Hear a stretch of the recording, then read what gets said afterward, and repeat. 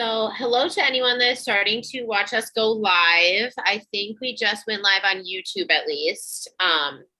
So as usual, I'm going to just share my screen really quick to give some of the guidelines for this event and tell you about some other SASA events that we have coming up.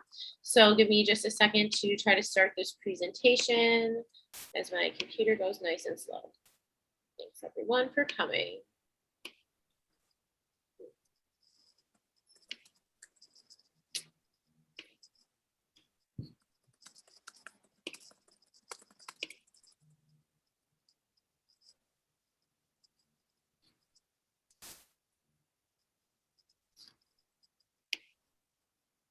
So I'm going to share my screen now, sorry.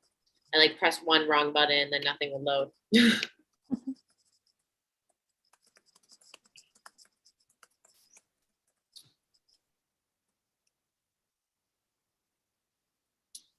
Okay, so as usual, thank you for coming to one of our SASA live events. Today we have a book club. Oh, sorry, it disappeared off the screen because I made it bigger.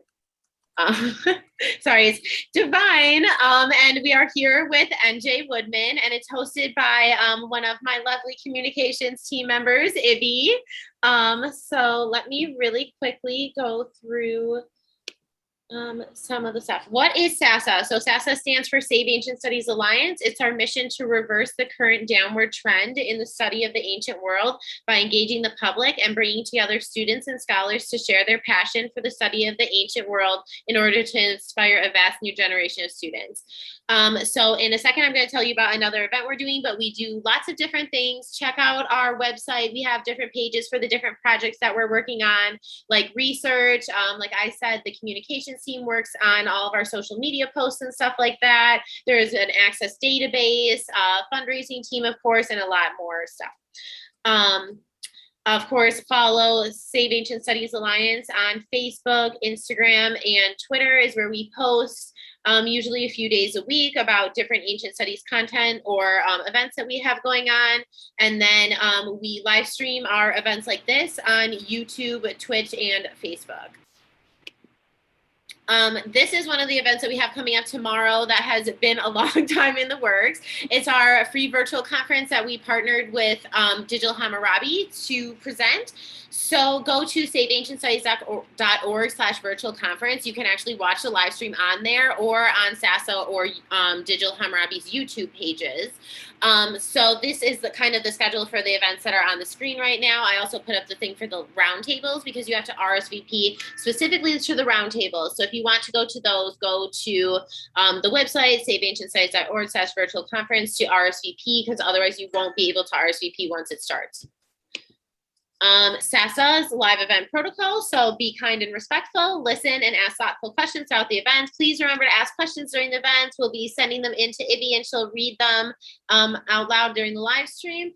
SASA live events are live streamed on Twitch, YouTube, and Facebook, and the recordings are saved on those platforms. And of course, as usual, to have fun. And then basically there's a thank you for coming slide, but it's not going to it. So I am just going to stop screen sharing and hand it over to Ibby. Thanks, guys. Hey, everyone. So my name is Ibby, and as Lauren said, I'm a communications intern with SASA, and I have been since November, so quite a while, but this is my first time hosting. And I have been volunteering since I finished my classics degree. And I'm a big fan of any and all classical receptions works. And so I was actually delighted to get to read this one. I got into classics fairly typically through the Song of Achilles and Secret History. So I was very excited to read a kind of different genre to those with Divine. And I'm always scouting out new classical receptions works. But before we start, just to remind everyone that, again, if you would like to send in questions, please do. Sage and Lauren will make sure that I can see them. And would you like to start, MJ, with just an introduction to yourself and a spoiler-free summary of Divine? So hi there, I'm MJ Woodman, and Divine is my debut novel, which I started writing when I was 13, and it's a young adult fantasy set in a world where the Roman Empire never fell.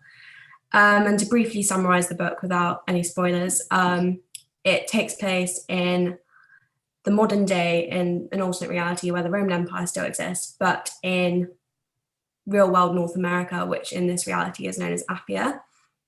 And the story focuses on the protagonist, Electra Steele, and her journey in this world, where she goes from a relatively unknown girl, a plebeian, who is then selected to compete to become the next empress of her homeland, Latia.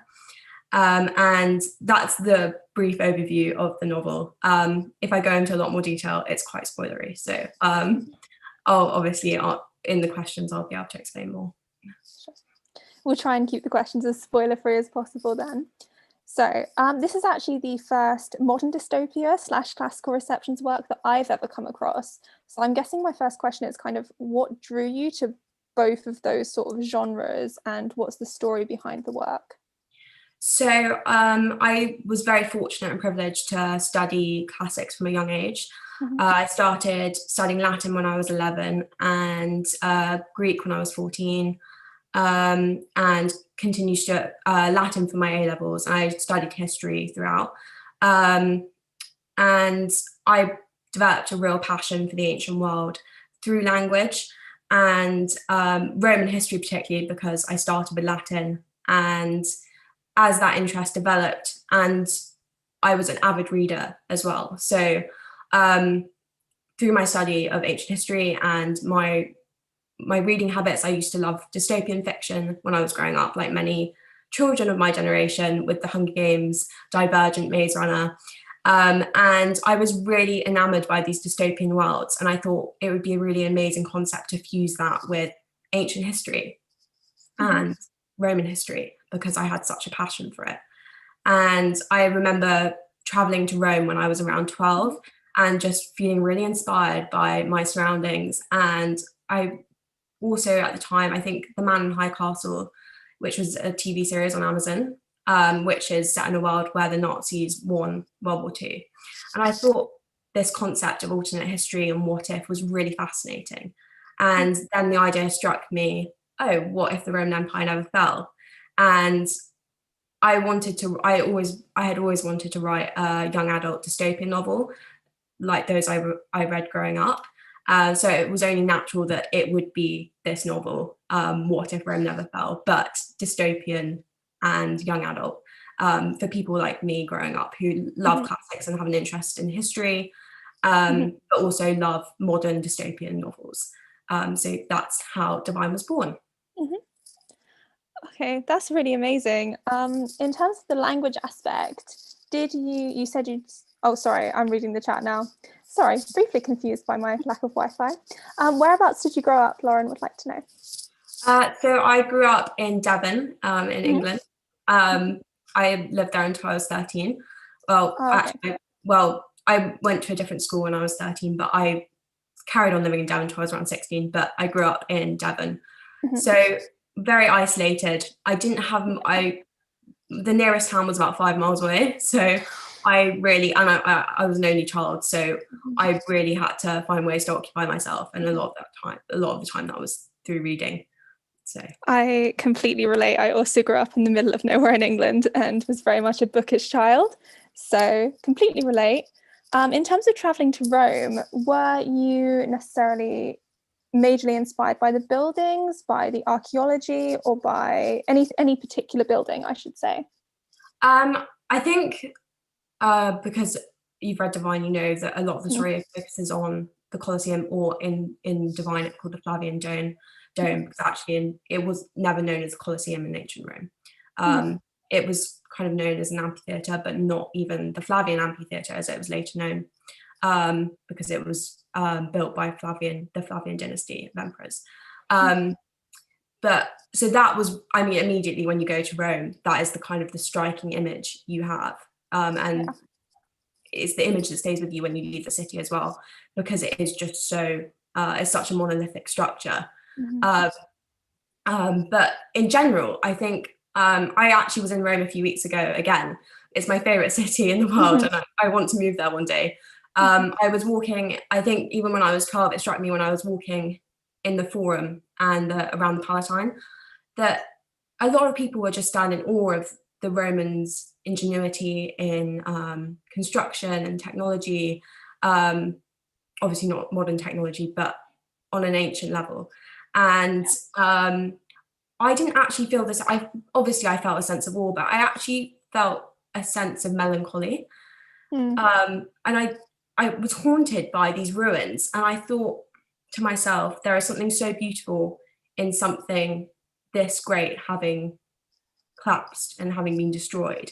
And I became fascinated with the collapse of empires and civilizations, because the world is littered with ruins of these empires, and they were once so great, and we look back to them now and see them as paragons of literature and architecture and art. I mean, Renaissance art is completely influenced by classical art and sculpture. So I think there was something that it haunted me in a way. And that's why I developed such an interest in Roman culture and the rise and fall of the Roman Empire. And I wanted to bring that into my writing and into Divine, in this empire that continues to exist in a fantasy world, obviously, because we all know the Roman Empire in reality can never have continued to exist. No. The Western Roman Empire, at least. I know the Eastern Roman Empire obviously continued for another 1,000 years. But yes, so Rome really, it was more the sense of melancholy that drew me to ancient history. Yeah. Oh, that completely comes through in Divine, I must say. Like, there's a really, actually, this was actually a later question, but I suppose I'll ask now. So I was really struck by the integration of sort of like the pastoral world that Electra originally occupies. And there's this scene, I think it's quite early on, where there's a mosaic on the warehouse wall. And I remember being really struck by that, because at that point I was still figuring out like how much technology had advanced, because you wove that in really well. And I was just wondering like what the process was between combining that sort of environment with the dystopia elements of like having a giant dome and advanced technology. So in Divine, because I also love science fiction, I kind of wanted to bring some science fiction elements into the story, contrasting utopia and dystopia. So the utopia of the havens and the dystopia beyond, and the unknown. And I think, obviously, Divine is the first book of a 4-book series, so there is a lot more of this world to be explored, and we're exploring it through Electra's eyes. And she doesn't know much about her world, and that's kind of the whole premise of the novel. Is it's highlighting kind of this evil technocracy of the Institute in Divine, and it's obviously related to the Roman Empire, as you'll discover later on in the series. But there's kind of brutality and autocracy, and how they hinder your ability to see beyond this perfect utopia, which is actually all a lie. It's all a facade. So I think I wanted to highlight that in kind of Electra's pastoral upbringing, and then this glittering marble city that she's swept away into, but also then when she goes to the outside world and sees this ruined, apocalyptic, vast expanse of territory, I mean, kind of like the American Wild West in the modern era. There's kind of this dichotomy between these two worlds, and I really wanted to bring that to life in Divine. That comes across so strongly throughout. In terms of, you mentioned the fear of the unknown that Electra has, and I suppose is representative of all the citizens even, fear of the outside world. Did you draw on anything to do with ancient Rome in terms of that? For instance, fear of barbarians and fear of like outside the known Roman Empire?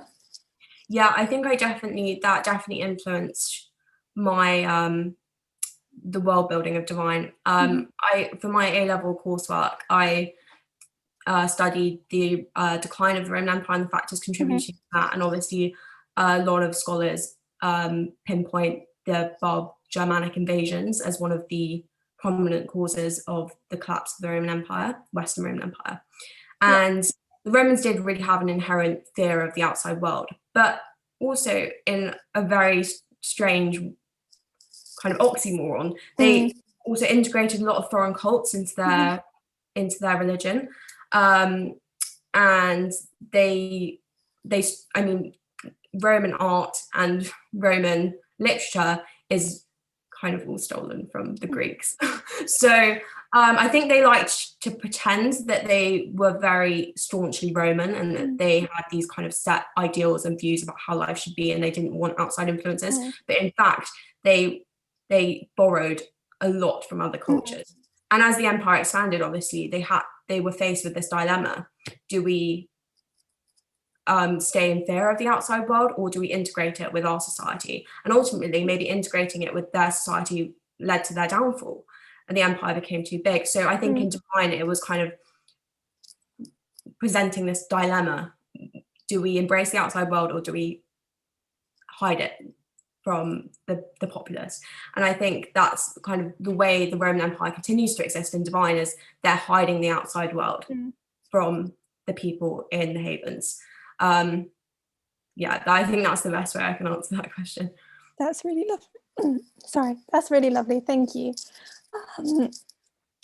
Sorry, my Wi-Fi is so bad. So my next question is actually, can we move on to Electra? Would that be okay? Yeah, that's great. In terms of your inspirations for Electra, I'm assuming she's named after the vengeful daughter of Clytemnestra. Could you talk a little bit about your sort of naming choice and naming choices in general? Because I noticed a lot of little Easter eggs throughout, and it was quite fun to like pinpoint to specific people from mythology and be like, oh, these people are interested in these.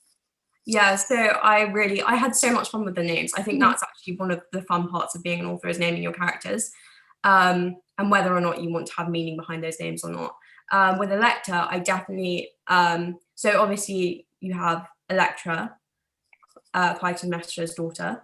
And so I obviously saw that name. I was like, that's a really interesting name. But then I also came across, when I was studying Latin, the Latin word electus, which means having been chosen. And the feminine form of that verb is electa. So I thought, because the principle and the inciting incident of the book is the choosing, which is obviously this coming of age kind of population control method that the havens have to streamline society in a way that only the best, most intelligent, capable, athletic citizens remain, and the rest are expelled from society, obviously tying into the dystopian world that Divine is set in. And I thought it was quite fitting for Electra to be called, for her name to mean she who has been chosen. And actually in the book, she laments that she's called she who has been chosen Electra. Her father named her that since she's a plebeian, and not many plebeians are chosen to remain in Philippian society. With the other names, so I wanted to have a level of authenticity with including some Roman gens. So you have the Claudia, the Fabia, Cornelia, and then their corresponding pronomens and cognomens. So you've obviously got Asher, Avicula, Asher not being a Roman name, but Avicula being a cognomen, and Drusus, Lysander Drusus. Lysander's name is actually Greek. So, I mean, that's, but his name is also relevant to his character arc in the series. So Lysis means freedom and Andros means man. So Lysander actually means liberator. And that the reason for that will become apparent. But I did put a lot of thought behind each of the names in Divine. And that was really quite a fun part of the book. And also leaving little classics Easter eggs for people who've studied classics, while not being too, for people who haven't, obviously I wanted it to still be accessible. Yeah. One thing I did find while reading it, and I will say now, my Latin is very bad after about a year of not doing it, but I did find it very accessible in terms of like the dictionary at the back, and it was all like nice and straightforward. But I was just wondering about like your Latin choices for the chapter headings. I think I saw on your TikTok that they're quotes, aren't they? Yeah. And I was wondering how you went about the process of choosing those quotes and if you had a favourite. So not all of them are quotes, pretty much all of them are though. So that's just a little disclaimer. Pretty much all of them are quotes by Latin, Roman authors, playwrights, historians, and such like. I think there's even a Caesar quote in there, well, a quote that was attributed to Caesar. And And I chose the quotes based on what the events of each chapter. Obviously, I wanted to relate the chapter title to these Latin quotes to what transpired in each chapter of Divine and to the underlying meaning of each chapter. In terms of a favourite, off the top of my head, I think Obscurus vera and volens, which means the truth is enveloped by obscurity. I can't remember which chapter that is, but it's Virgil, book 6, I think, Aeneid. That was really haunting because I just opened it to like really? have a look, and that was the page I opened it onto. That's a bad omen. Oh, maybe a good omen. Or maybe a good one. Let's hope so. Yeah, in terms of the rest of the Latin, how did you go about with like the process of deciding specifically when to include Latin? Because I got the impression they were speaking a combination of Latin and English. Is that the correct impression? That is the correct impression. So obviously there is a lot of mystery surrounding how the world came to be, how it is in Divine. It's set in the present day, and obviously 1,000 years have transpired since the actual supposed collapse.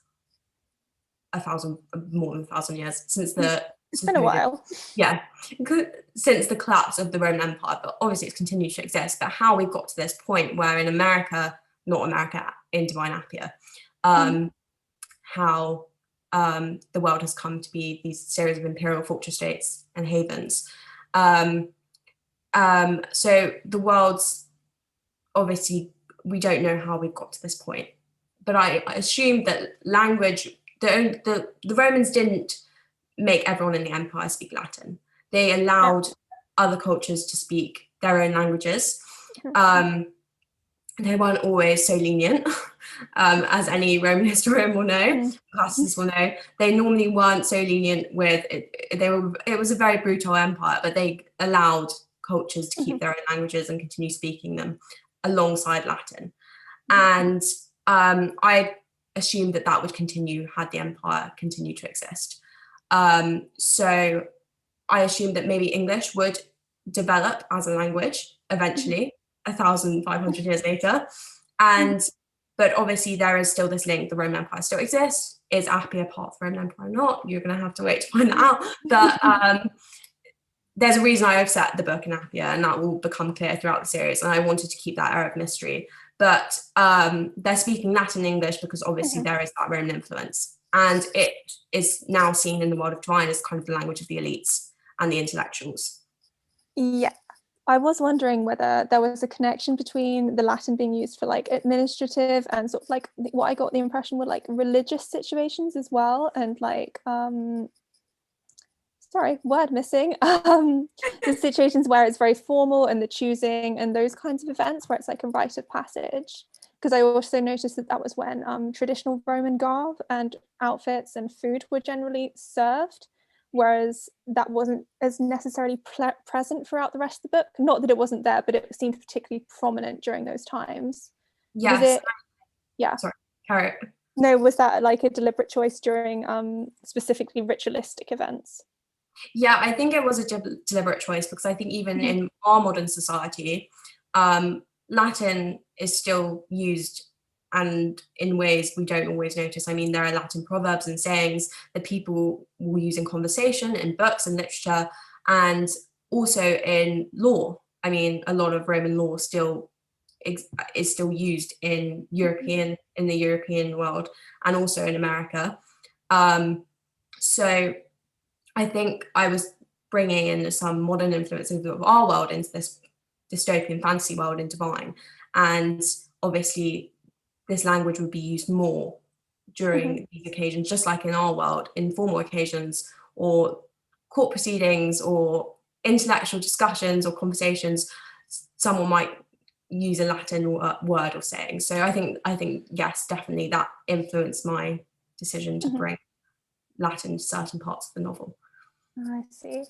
Okay, if we return to Electra, in terms of, again, Electra's character and also the characters of Asher and Lysander, was there like any particular draws of dynamics that are necessarily depicted by ancient historians that you were drawing on for the dynamic between the three of them? So not so much the three of them. But definitely the two of them. So Ashur and Lysander were heavily influenced by the founding story of Rome, of Romulus and Remus, and the two feuding brothers. Obviously, I don't want to spoil too much of the book, but I feel like I probably just have, which is always a pitfall when you're an author.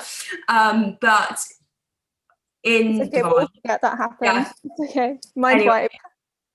Romulus, I'll just say that Romulus and Remus was a great influence on the dynamic between Ashur and Lysander, but also between Ashur and some of the other characters in the books, like Calix. And it was one of the scenes that I kind of went into the book. I had it in the back of my mind that Rome was a city built on blood. You had the founding story of Romulus and Remus, and that kind of set the tone for Roman history. And in the same way, I wanted this to set the tone for Divine in recreating this dynamic. But for the three of them, not so much. I mean, that was more. When I was 13, I loved dystopian book. I loved the trope enemies and lovers, and I just wanted to have a bit of fun I know a lot of people aren't fond of multiple love interests in books, but growing up, I loved it. So they always say, write the book you want to read, and that's what I did with Divine. So. Oh, completely. And as a big fan of enemies to lovers and multiple love interests, I loved it. So thank you. It was great for me.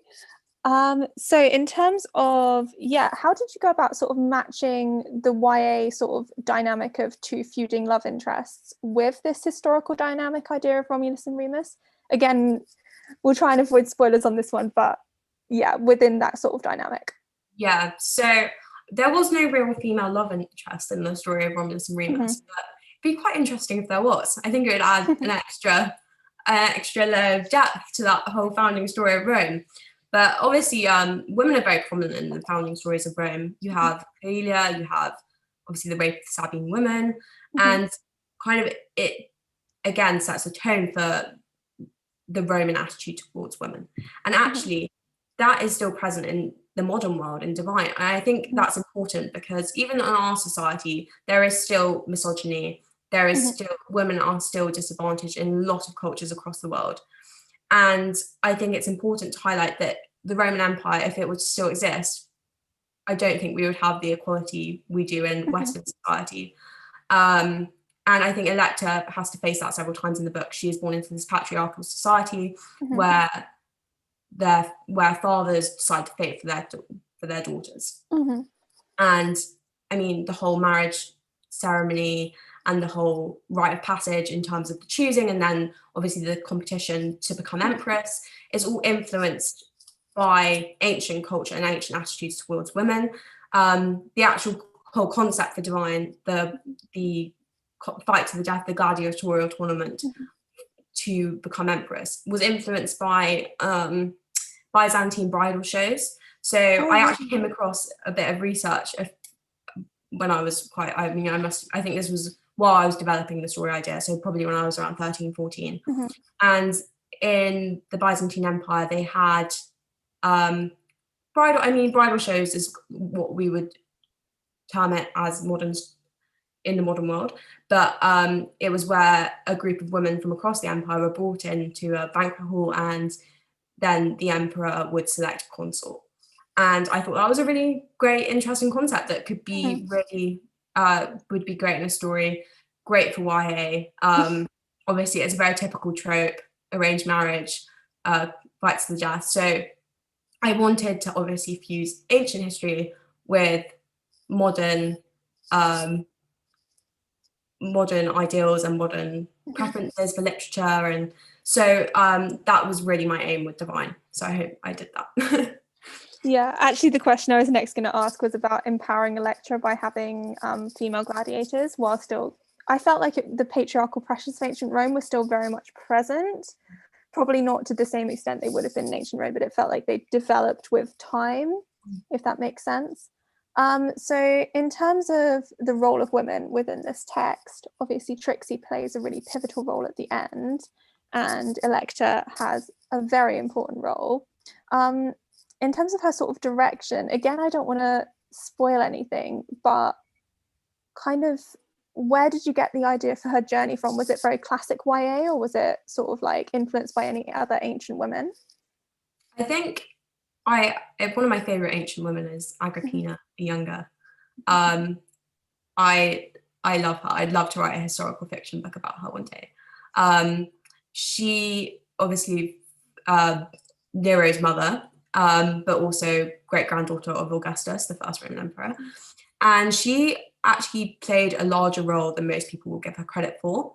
And a lot of people attribute her to being very conniving and evil and interfering, but that's because ancient commentators were very misogynistic. So that has really influenced the way we perceive her as an ancient woman and as kind of a prominent political figure in ancient Rome. And I think the way she navigated ancient politics and found her position of power amongst the conniving, evil, a lot of, but also powerful men. And although she ended up being murdered by her own son, she did find her own voice, and she found a way to make men listen to her. And she got what she wanted too. She got her son into power, and that was her ultimate aim, is to secure the longevity of her family. After she was I think she was the only member of her family still alive at that point, immediate family anyway.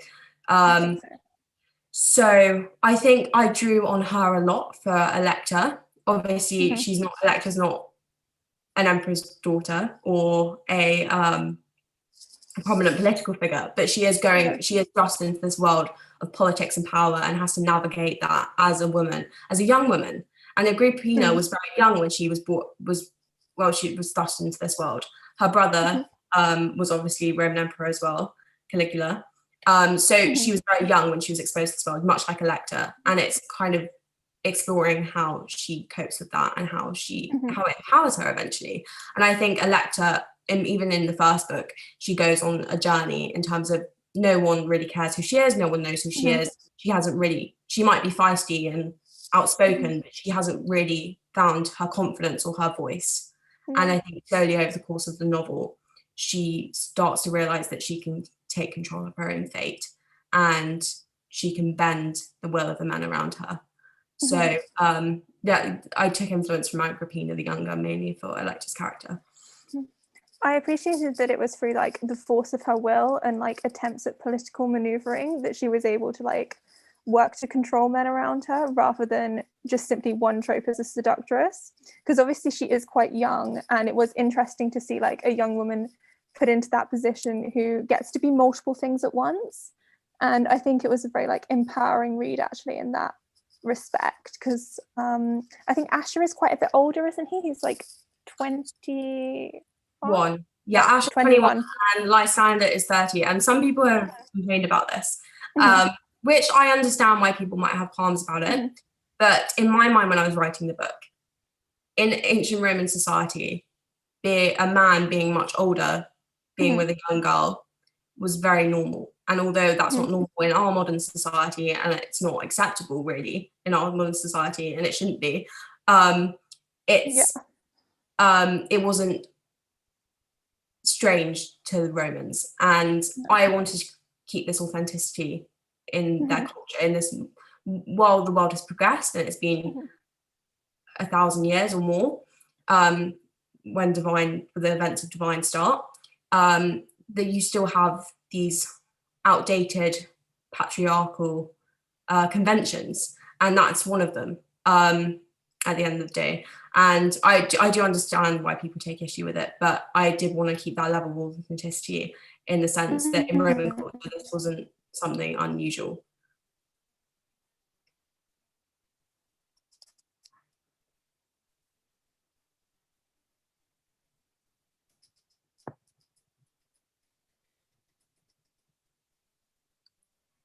I think you've cut out, possibly.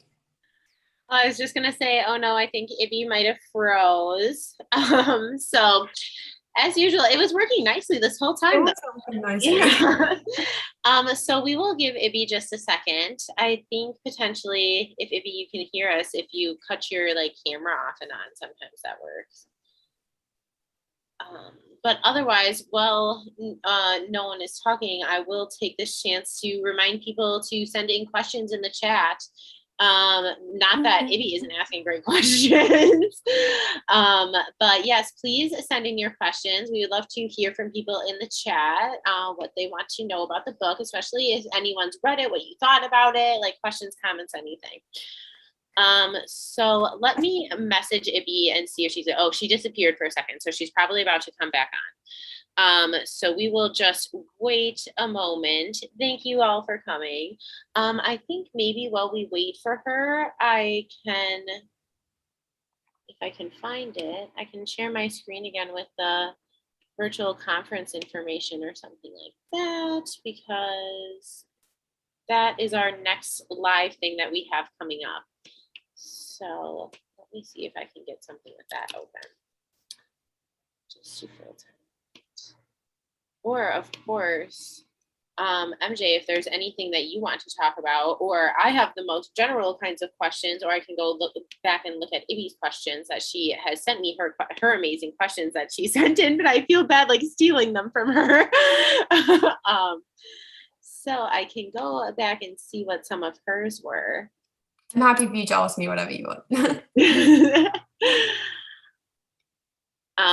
Well, my questions that I always have are kind of the stuff that you already answered at the beginning of, like, you know, what's your background in this kind of stuff that you got interested in it? Because that's always really interesting to me, because sometimes it's like one really specific like time that I went to the museum with my grandma or something like that. But it sounds like you started learning Latin and Greek and stuff much earlier than people do in America, at least.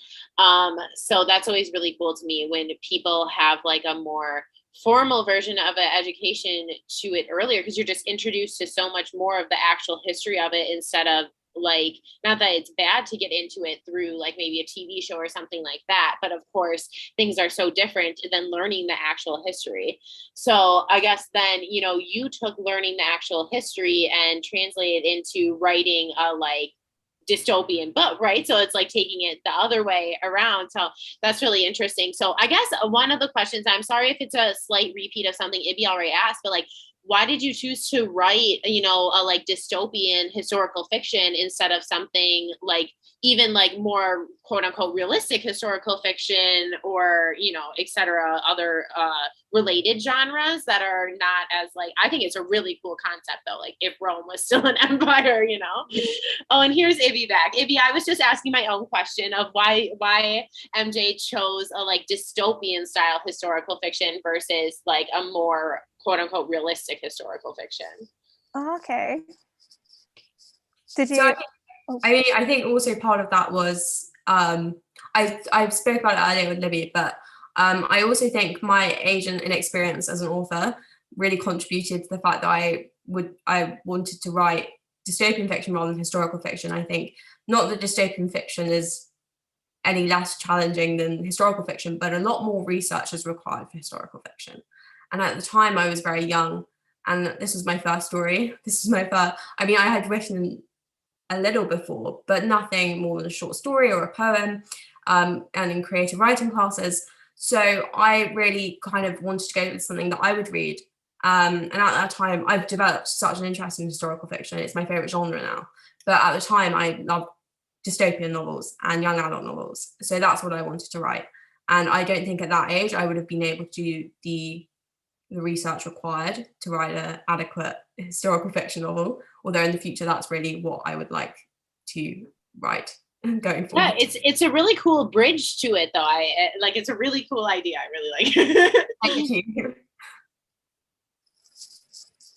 Shall I go back to asking my questions, or yes, do you have any Ibby, questions from the audience? You can take it back over. I was just telling the audience to please send in questions, but as usual, you guys are nice and quiet. So, but Ibby, you're asking great questions too. So thank you very much. And you can keep going. Thank you. So yeah, since Lauren nicely segued into actually what is sort of my next section of questions, which is how much did the text change from the original draft when you wrote it as a teenager? A lot. A lot. If it was up to me, I'd still be writing it now. If I'm being completely honest, I think most writers feel like this about their own work, that it's never good enough and that you continually want to revise it and change it. But there comes a point where you're like, put the manuscript aside, leave it, don't touch it, let it go. And I think it did change a lot. So I started writing it when I was 13, although the ideas had been flowing in for it before that. And I think the first draft I completed just after my GCSEs. And then I left it for about a year because I just at the time I never thought I would publish it, and I never thought people would read it apart from my parents. I never really wanted people to read it. It was just something that I did for me. It was actually something I used to cope with my anxiety when I was younger, because I felt a lot of pressure to achieve on an academic level. It was self-inflicted pressure. My parents didn't have high expectations of me or anything, but I really, really was obsessed with achieving high grades, and it was not healthy. And I really struggled growing up with that. And writing was a release for me. It really helped me overcome my anxiety. And so I didn't see it as a long-term career option. And then about a year later, I picked up the manuscript again, and I was like, actually, this has something. I could change it a bit. I could edit it, revise it, and maybe I could become a writer, an author. Because actually, at that point, I had always wanted to be a lawyer, and I suddenly realized I didn't want to do that. I think when you're young, obviously, there's so many things you want to do, and it takes a while to work out your true passion in life. And I think when my parents read it, and a couple of my friends, and then the film producer I met who bought the rights, which is why Divine has got to the point it is now, and said it's actually good, and that they enjoyed it, I was like, okay, well, maybe it has legs, and maybe I should work on improving it. And over the course of my A-levels, I really worked hard on it. And then my gap year as well, I dedicated that to revising the draft and changing. It obviously changed a lot because some of the themes in Divine are a little bit more adult. So alcoholism and drugs and the bacchanal scene, that obviously wasn't present when I was 13. I was quite a naive 13-year-old. I grew up, as I said before, on Ice Age Dartmoor as an only child. So I wasn't really exposed to the world in that way. And obviously when I studying classics really is quite illuminating. And obviously there's a lot of adult themes in myth and in classics in general.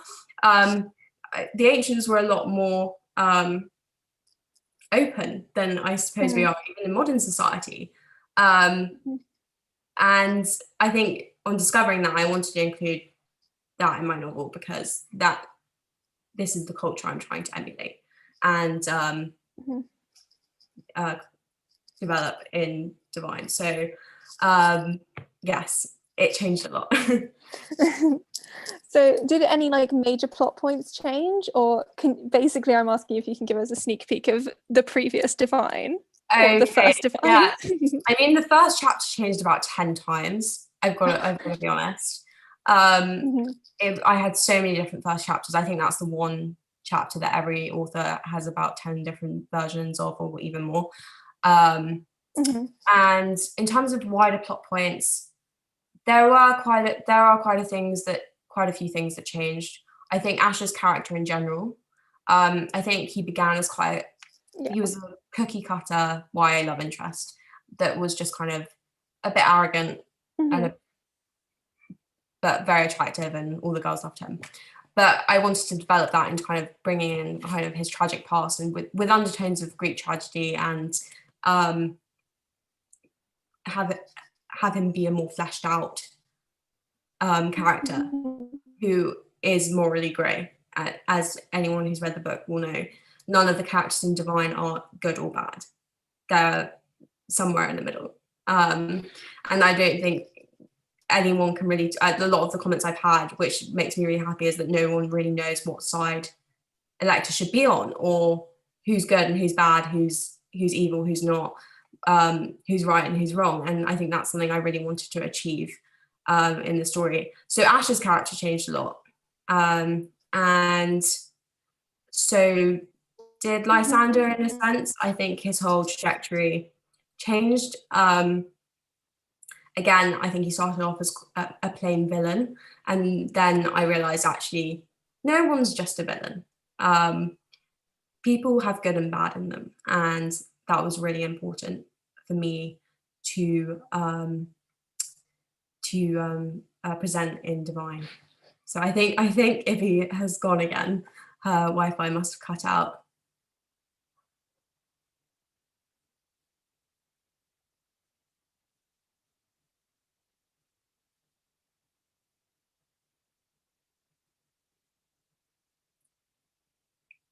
Oh no. Okay, so okay. Once again, we're gonna wait for Ibby to come back for a second. I can hop back over to her questions, or slash also I'm thinking, because we're like running closer to the end anyway, that hopefully when Ibby pops back on, we can just maybe have her like ask her like final like questions that she wanted to make sure to ask. And then if there's of course anything else you want to chat about, or please send any links to your pages or where people can buy the book, preferably, you know, to you. And me and Sage will get that out in the chat boxes.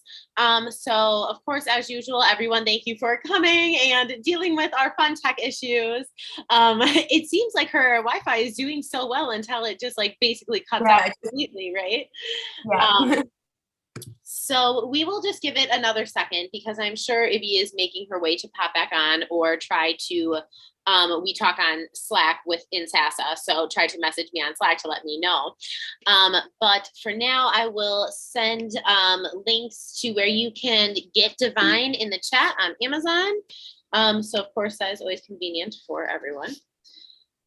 It's also available on pretty much every single online major platform on an ebook, as an ebook. So yeah, perfect. Books, Kobo store, and some others, I think. So yeah, and Barnes & Noble ebook store. Oh, perfect, cool. So I guess, okay, now that you say that question, I'm just curious, do you prefer reading real like books, like hardcover, whatever, softcover, or ebooks? I've always been a more real book kind of person. Ebooks, I'm like, I always stare at a screen all day for 75 different things. I completely agree. I'm definitely, it has to be, I have to have a physical book in my hand. Right. I don't think I've ever read an ebook. Yeah, I don't think I really have either. Maybe for an online class. Yeah, I just love having a book in my hands. And I know ebooks are the new thing, but nothing beats the smell of a new book. Or an old book as well. I love the smell of an old book, an old library. Yeah. There's just something so romantic about it, I think.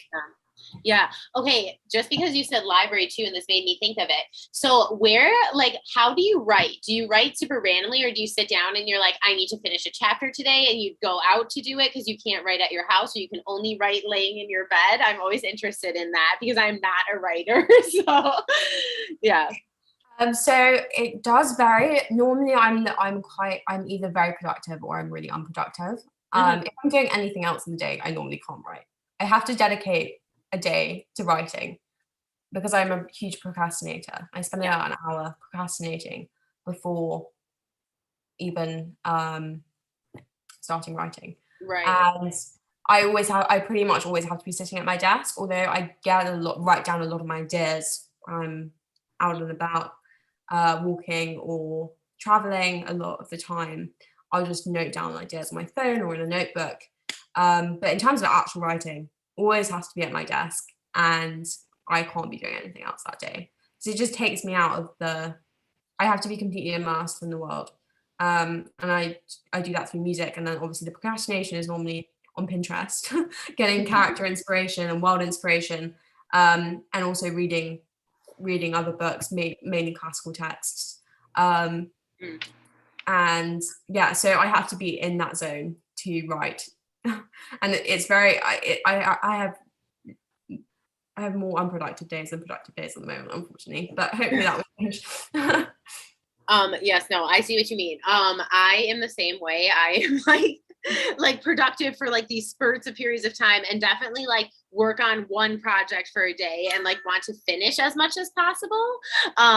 So, okay, wait, Ibby actually just messaged me. So let me see what she said really quick. Oh, okay. So she said she doesn't think that she's going to be able to get back on. It's like not working out well for her. So super sad. That was Ibby Bridges. She is one of our communications team members. She is lovely and amazing. She's also organizing the art competition that we're having. So come to hear about that on Monday during the virtual conference. We're actually like talking about this art competition. And Ibby was supposed to be there too, but because she just moved, she doesn't know if she's going to actually have Wi-Fi or not. So that's what's been going on with that. But anyway, she said that her last question to ask was about the cover art of the book, which I'm really interested in too, because in one of our last book clubs, it was Ariadne with Jennifer Saint, and she was showing the two different book covers that she has for like a UK version and a United States version. And I just thought it was so interesting because to me, the UK version of her book Ariadne, which is shiny, is like seems like Americans would be into that. So and your book cover is very cool too, very like clean and modern, but you know, ancient statue and whatever. So I think that's an amazing question. Thank you, Ibby, if you're listening. So yes, what was your like inspiration, and or also someone in the last one asked, how many versions did you have until you finalized this one? So I've got to give credit to the amazing artist, Jessica Bell. She is incredible to work with, and she was very patient because people had very conflicting ideas of what they wanted the cover to look like. And ultimately I got my way, thank God. I fell in love with this cover straight away because it's kind of what I envisioned from the beginning when I was writing Divine. It's kind of what I envisioned the cover would look like. And the idea behind the cover is that behind the marble facade, the perfect marble facade of the Roman Empire, lies a bloody and brutal reality.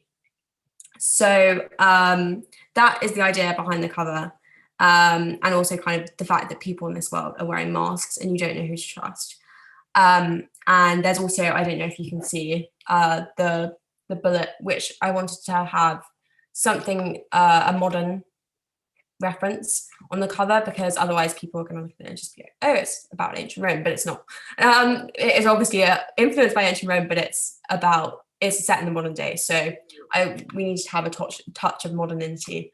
Right. No, I think that was a really cool way to do it, because it definitely is one of those like makes you think, if you actually like look at the cover for a second, it's like you think that it's probably going to be some historical fiction, and you know, is with the title and everything, it's not, you know, that far of a jump that you would think is historical fiction. But then looking at that and adding that on, it's like, wait a second, like how would this exist and what is this actually about? So that was really good choices to draw people in. It's a really cool cover. I really like it. It's very you know, like noticeable. You notice it on the shelf with a bunch of other books, I feel like, right? Yeah, no, so it's there were 3 versions of different covers, including this one. And then when I selected this one, there were lots of revisions to get to the desired outcome. But I'm really pleased with the finished result. I know it's not everyone's cup of tea. I think a lot of people, maybe if they're a bit afraid of gore and blood, it's not particularly appealing. But I think it really reflected the story and the world it is in. And so I'm happy with it anyway. Yeah, I don't think it's too bloody or anything. Also, this is maybe a very specific question, but I'm curious if it's like a more of a photograph of an actual statue or something that she like redrew of an actual statue, or just you know, of an idea of, you know, obviously there's a kind of archetype of what a Roman statue looks like. Looking at it now, I'm not actually sure, but I think the bust is actually of David. Michelangelo David, I think. Yeah, I'm pretty sure that it is too. But yeah. I didn't want to like I think it is. Looking at it closely. Right. So, I have a classics degree too, you guys. So but it's really cool. I really think it's very cool. So Ibby, did you have any last questions either? Welcome back. I'm glad you could show face for another second. Yay. Yes. You asked my question about the cover, I guess. Yes, exactly. And then there were a few different versions and stuff. So very cool. Yeah, I only had a couple more questions, basically just about like discovering classics as a young person, and what kind of resources you'd recommend to anyone who's kind of in a similar position to, I guess, 13-year-old you, and maybe either they have the access to the language aspect or they don't, but what kind of thing would you recommend that they read or listen to? So I'm very privileged in the sense that I was able to study classics from a young age, and not everyone is able to do that, nor wants to do that. But if you want to do it and you don't have the access to do that, I think it's a real tragedy. And I think the ancient learning should be made far more accessible than it is across the world. And so I would recommend, if you are in the position to learn it at school and you're interested in it, to go to a library and try and find some classical works and literature and just start there, because honestly, the original texts are on it the best way to learn about the ancient world. Obviously, don't trust everything you read because a lot of the accounts are very biased. Some of them are propaganda, and obviously some of them are literal myth. So, but it is a great introduction to the ancient world. And then once you've read the ancient texts, research some modern scholarship on the ancient texts and read those. Sometimes the best way to learn about the ancient world is through reading and not through learning the language. I learned about the ancient world through language because I was in a privileged position to learn the language. But actually, I think I wish I read more ancient texts when I was younger, because I actually didn't. I only started reading ancient texts when I was doing my GCSEs and my A-levels, because they're the set texts. And that's only really when I started reading ancient works. So really, just go to the library, try and find some Homer, some Virgil, Ovid, anything you can find really, and just start there. And I mean, the internet now is very accessible for most people, and just do your own research. It's the best way to learn, I think, about the ancient world. And there's some really good online resources and podcasts as well. Podcasts. I'm not a huge podcast listener. I'm trying to get into it. But the one I love, which isn't actually specifically about Roman history or Greek history, it's The Fall of Civilizations by... Oh, I'm going to have to write that down. Yeah. Is it Fall of Civilizations? I think it's Fall of Civilizations by Paul Cooper. Paul Cooper? I think it's Paul Cooper. I hope it is. That sounds very cool. That's bad if it's not. Paul Cooper, yeah, it is Paul Cooper. Yeah, that sounds good. And it's really great. It's about the collapse of empires and ancient civilizations across the world. So not just Roman and Greek civilization, although there is an episode on that, I believe, on Roman Britain, I think. But Bronze Age civilizations, which I am fascinated by. I'm fascinated by ancient Mesopotamia and ancient Egypt. Actually, my next series, that's what it's set in the ancient world, in the ancient Mesopotamia and Greece. Oh, we'll have to have you back for that then, because we are big fans of ancient Mesopotamia. So, yeah, I'm really fascinated by it. I can't claim to know a lot about it at the moment, but I am doing my own research, and I'm really excited to be able to research this more, because I am absolutely enamored by Mesopotamian myth and the ancient Near East and Far East as well. So, but Paul Cooper's Fall of Civilizations podcast is amazing. So if you haven't listened to that, definitely check it out. Well, I will definitely make sure to check that out. I think we have time for possibly either one more question from me or a question from the audience. Is there any? Yeah, the audience is being nice and quiet today, though. Oh, it's because they've sensed I've got bad Wi-Fi. They don't want to burden me. But yes, no, Ibby, you can go ahead and ask your final questions, and then just at the very end, I'll say what links I'm sending in the chat so everyone knows what. Okay, I'll just pop in here with the last question then. So in terms of the ending, I was stalking your TikTok, so I know there's obviously a reveal coming about why the Roman Empire isn't in Rome. So that's not my question, although it originally was. I was wondering what particularly drew you to place it in America, since you spent so much of your childhood in England. I was just a little bit wondering why it wasn't necessarily in England, I suppose, or anywhere else. Yeah, I'm really pleased you asked that question.